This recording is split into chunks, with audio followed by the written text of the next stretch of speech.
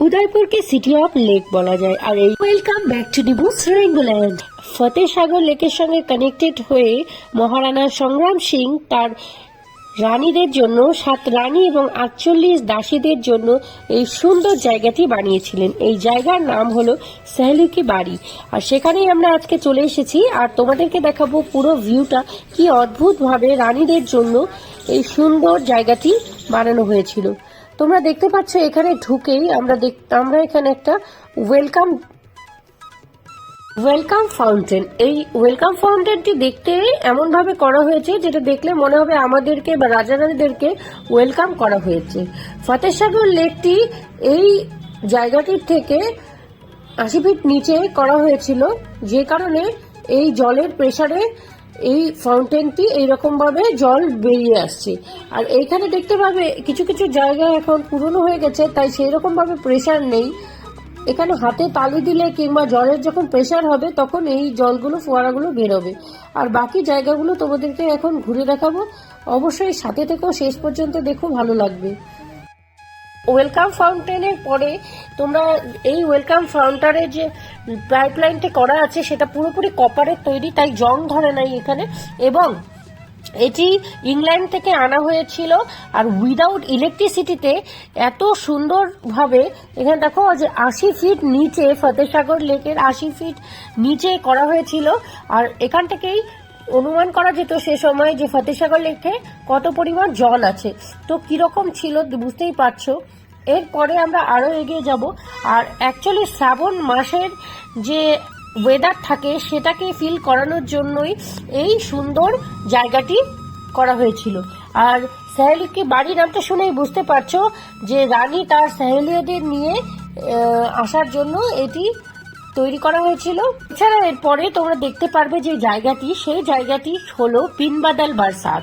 আর বিনবাদল বারসাত কেন বলা হয় সেটা তো বুঝতেই পারছো, কারণ এখানে তো সবসময় একে তো রাজস্থান, সেখানে গরমের জায়গা, তার মধ্যে বৃষ্টির আবহাওয়া পেতে আমরা এগিয়ে যাচ্ছি। দেখো কত সুন্দর সেই রাজকীয় গেট।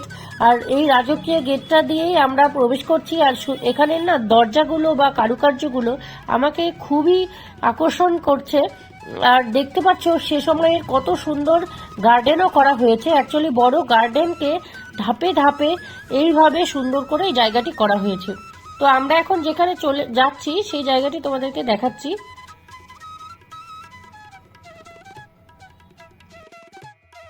সেই এত বছর পুরনোর দেখতে পাচ্ছ কাঠ দিয়ে তৈরি এইরকম দরজা ছিল। আর খুব প্রাইভেসি মেনটেন করা হতো এখানে।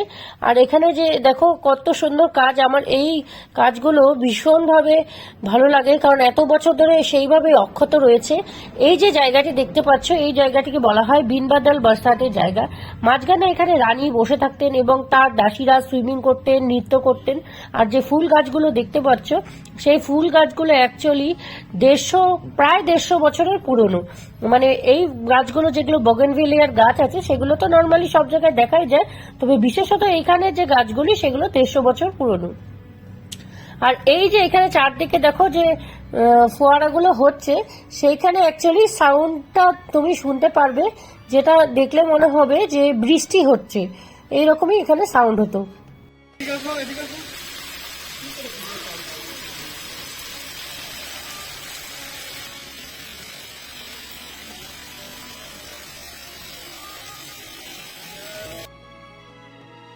এই জায়গাটি এখানে সব থেকে অপরূপ সুন্দর। এই কালো পাথর দিয়ে যেটা করা আছে দেখতে পাচ্ছ, এইখানেও রাজা রানীরা দাঁড়িয়ে থাকতেন এবং আমরাও এখানে ফটো তুলে নিলাম।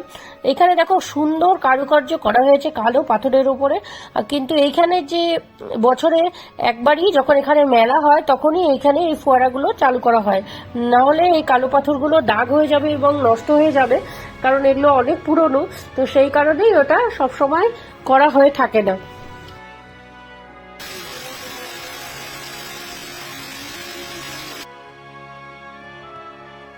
সেই সময় রানী এখানে বসে থাকতেন এবং এইখানে বিভিন্ন বোটিং সিস্টেম ছিল, যে সাহায্যে রানী এবং তার সখীরা বোটিং করতেন। রাজারদের জন্য প্রাইভেসি মেনটেন করার জায়গা ছিল। আর এখানে দেখো এইটার নাম বিলবাদল বার্সাত এখানে দেওয়া আছে। আর ওপরে এখানে যে দোতলা অংশটিতে রাজা থাকতেন সেই জায়গাটি এখন বর্তমানে মিউজিয়াম করা হয়েছে। এবং চারদিকে নৃত্য করে বেড়াতেন এবং রানী তার সহেলিদের নিয়ে এখানে আসতেন। এবং এইখানে বিভিন্ন ঘরগুলো আছে যেগুলো দেখতে পাচ্ছেন, সেগুলো অ্যাকচুয়ালি ড্রেসিং রুম। তো সেইখানে এখন তো এগুলো বন্ধ করা আছে। আর আমরা এগিয়ে যাচ্ছি এরপরে আরো আছে। আর এখানে দেখতে পাচ্ছেন কি সুন্দর বোগেনভেলিয়া ফ্লাওয়ারের এই জায়গাগুলোতে সবাই ফটো তুলছে। এগুলো অ্যাকচুয়ালি 135 থেকে 150 বছরের পুরনো, তাই এগুলো এখানের বিশেষত্ব। খুব সুন্দর, চারদিকে ফুলের সমারোহ, ফুল পড়ে আছে আর দেখতেও বেশ ভালো লাগছে। লেকের বাইরে এত পুরনো একটা জায়গা, পুরনো স্মৃতি, খুবই সুন্দর লাগছে।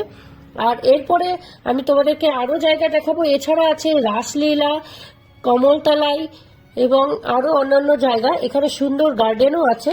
তো চারিদিকে গার্ডেন। এরপরে আমরা যেখানে যাব সেই জায়গাটি নাম হচ্ছে রাসলীলা। দেখো এইখানে সখীদের নিয়ে রানী রাসলীলা করতেন, নৃত্য করতেন, তাই এই জায়গাটির নাম রাসলীলা।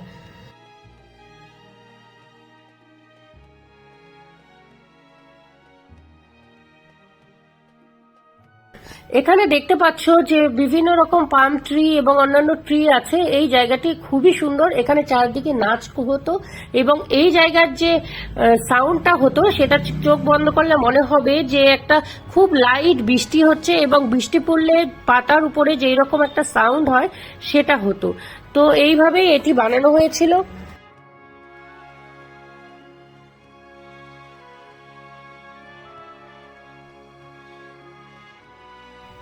এরপর আমরা এগিয়ে যাচ্ছি এবং খুব সুন্দর এখানে বাগান চারিদিকে। আর আমরা যেখানে যাব সেই জায়গাটির নাম হলো কমলতলাই। তো সেই জায়গাটি তোমাদেরকে দেখাচ্ছি, দেখতে পাচ্ছ কতটা সুন্দর। এখানে কমলতলাই মানে এখানে পদ্ম ফুলের একটা বাগান বলতে পারো। এখানে এই যে পটটা আছে এর মধ্যে পুরো পদ্ম ফুল ফোটে, দেখতেই পাচ্ছ পদ্ম ফুলের গাছ।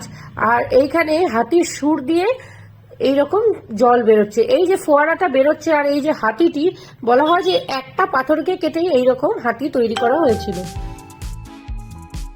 এই যে ফোয়ারাগুলো চারিদিকে দেখতে পাচ্ছেন, এটি এখানে সব থেকে সুন্দর জায়গা।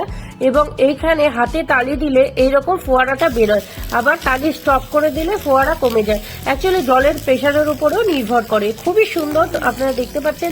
ভালো লাগলে অবশ্যই লাইক, শেয়ার, কমেন্টস করবেন।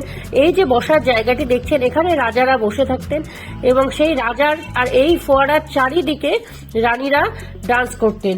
এই জায়গাটিকে বলা হয়, দেখতে পাচ্ছেন খুবই সুন্দর এই জায়গাটি এতটাই সুন্দর যে বিভিন্ন দেশ বিদেশ থেকে এখানে সবাই ভ্রমণের জন্য আসে। প্রচুর ফরেনার আমরা দেখেছি। খুবই সুন্দর জায়গা। এরপরে যে জায়গাটি আপনাদের দেখাবো সেটি হলো শ্রাবণ ভাদো। আর শ্রাবণ ভাদো মানে বুঝতে পারছেন, শ্রাবণ মাসের যে এনভায়রনমেন্টটা থাকে সেই ফিলটা করানোর জন্যই শ্রাবণ ভাদো এটা করা হয়েছিল। খুবই সুন্দর, দেখতে পাচ্ছেন। ওইখানে ওপরে রুম আছে, এখানে গার্ডেন, আর এখানে ছোট্ট ছোট্ট কাঠবিড়ালিও ঘুরে বেড়াচ্ছে। আমার তো বেশ লাগলো। আর উদয়পুরের সেকেন্ড এপিসোডে আমি আপনাদেরকে এই জায়গাটি দেখালাম। পরবর্তীতে আরো অন্যান্য বিভিন্ন প্যালেসগুলো ঘুরে দেখাবো। তার জন্য অবশ্যই এখনই সাবস্ক্রাইব করে রাখুন। আর যদি প্রথমবার দেখে থাকেন অবশ্যই কমেন্টস করবেন। ভালো লাগলো আপনাদেরকে এটা শেয়ার করে। আর আপনাদের কেমন লাগলো অবশ্যই কমেন্টসে জানাবেন। দেখা হচ্ছে পরবর্তী ব্লগে। খুব ভালো থাকুন, সুস্থ থাকুন, টাটা।